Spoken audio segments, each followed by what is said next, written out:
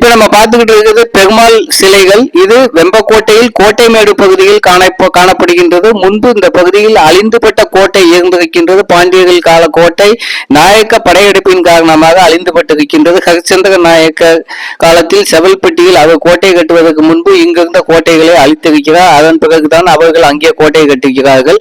அதை எட்டயபுர ஜமீனிலிருந்து பிரிந்து வந்து அங்கு அவர் ஆட்சியை நிறுவுகின்றார். அப்பொழுது இந்த பகுதியில் இருந்த பாண்டிய வாரிசுகள் அழிக்கப்படுகிறார்கள். அதன் பிறகு அங்கு கோட்டை போகின்றது. அந்த காலத்து வரை வணங்கப்பட்ட பெருமாளாக இருக்க வேண்டும். ஏனெனில் சிவன் கோவில் ஏற்கனவே மேற்கு பகுதியில், அதாவது வெம்பக்கோட்டை ஊரில் காணப்படுகின்றது. பெருமாள் கோவில் தான் அந்த பகுதியில் காணப்படவில்லை.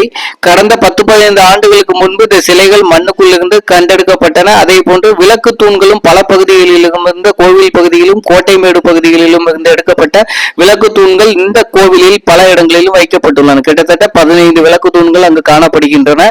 இது கோவில்களிலும் அதே போன்று கோட்டையிலும் எடுக்கப்பட்ட விளக்கு தூணாக இருக்கின்றது. ஒரு பாண்டிய சாம்ராஜ்யம் அழியும் பொழுது என்னெல்லாம் நடக்குது பாருங்க. அவர்களுடைய வணக்கத்துக்குரிய கோவில்களும் அழிந்து போகின்றன. இப்பொழுது அந்த மீட்டெடுக்கப்பட்டு அங்குள்ள முனீஸ்வரன் கோவில் வளாகத்தில் வைக்கப்பட்டுள்ளது. அந்த முனீஸ்வரன் கோவில் அதாவது சிலைக்கு பின்னாடி ஒரு பெரிய பணமரமும் காணப்படுகின்றது. வாய்ப்பு இருந்தால் போய் பாருங்க. நமது நெடியோன் வலையொலி காட்சியில் ஏற்கனவே வெம்பக்கோட்டையை பற்றி கிட்டத்தட்ட 20க்கும் மேற்பட்ட பதிவுகளும் அதே போன்று இந்த பெருமாள் கோவிலை பற்றி அகழ்வாய்வுகளை பற்றியும் இங்கு உள்ள சிவன் கோவிலை பற்றியும் பதிவுகள் இருக்கின்றன. பார்க்காதவர்கள் பார்த்துக் கொள்ளுங்கள்.